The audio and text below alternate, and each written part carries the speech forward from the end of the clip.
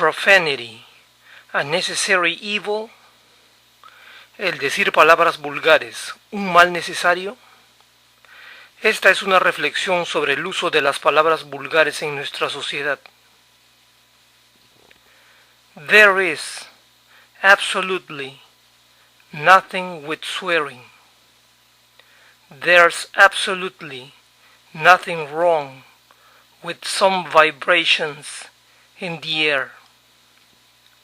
A single word cannot offend me. It is usually the context which is offensive. Why is there such a taboo with expletives? I would like to know why can they not be accepted like any other words? You get such everyday words as this and hits, and yet if you arrange the letters in a different way, you can have a completely unacceptable word. And it's not the meaning of the words that causes offense. There are synonyms that mean exactly the same thing, and yet are not considered profanity. Odd, isn't it? An odd reaction to the use of expletives is the "think of the children" response. So not using profanity will certainly make children safer from kidnappers and gangs? The reality is this: by age 10 or so, the average child will have learned all the expletives there are to know. There is no way to prevent the education of these words, short of trapping him in his room and denying him a social life. And yet, when a child uses profanity, the parents immediately slap him and ask him where he learned that word. This is beyond irrational. Parents are repelled by children who use profanity and will do anything to prevent their children from using it. This is counterproductive. Children, especially after puberty, are innately rebellious.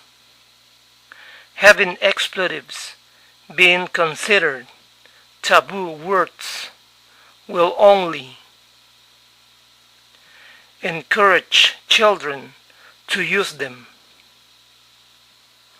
Plus, I'm 100% sure if you get into real life and fall on your ass, or get into a situation where you really have to express yourself, like some big dude beating you up, you're not gonna be saying, "Oh gosh, darn it." You're gonna curse like the rest of us. I always thought it would be funny to walk up to one of those people who never curses, like the Queen of England, and stomp on her foot hard and hear her go, "You."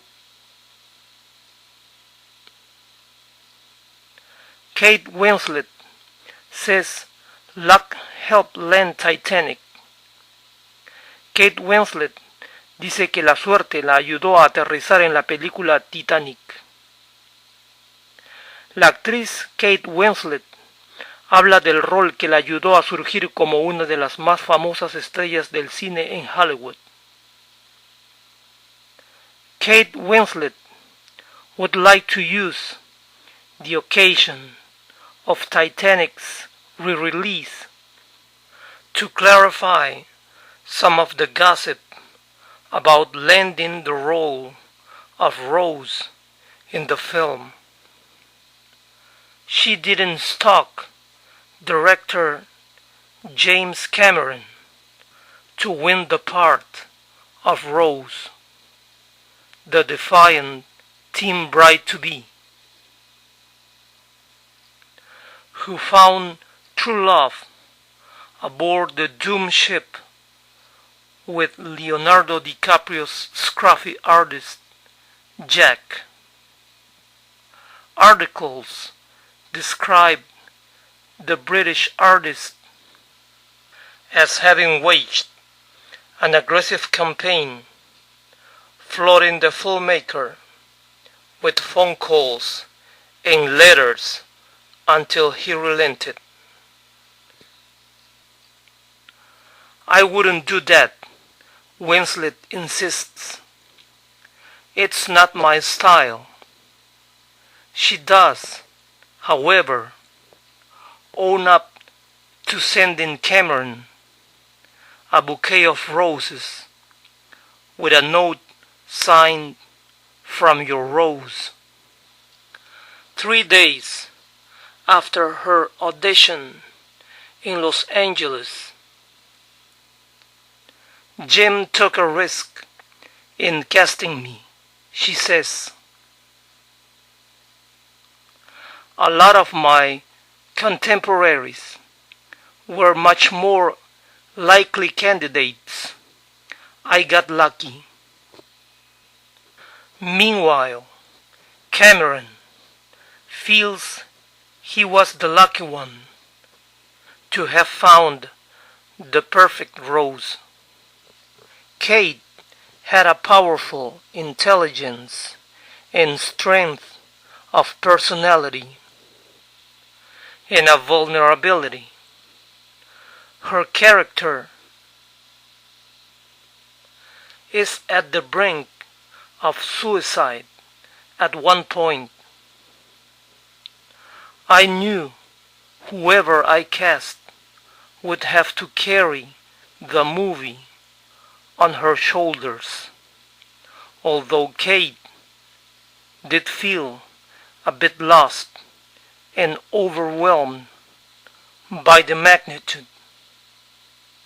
She is delighted to relive the experience again on the big screen, seeing it for only the 3rd time. I saw it twice 15 years ago. I don't own copies of my own movies. Fans will be glad to hear that she and DiCaprio have stayed close. We really do talk a lot on the phone about life, love, and work. I can imagine not having that.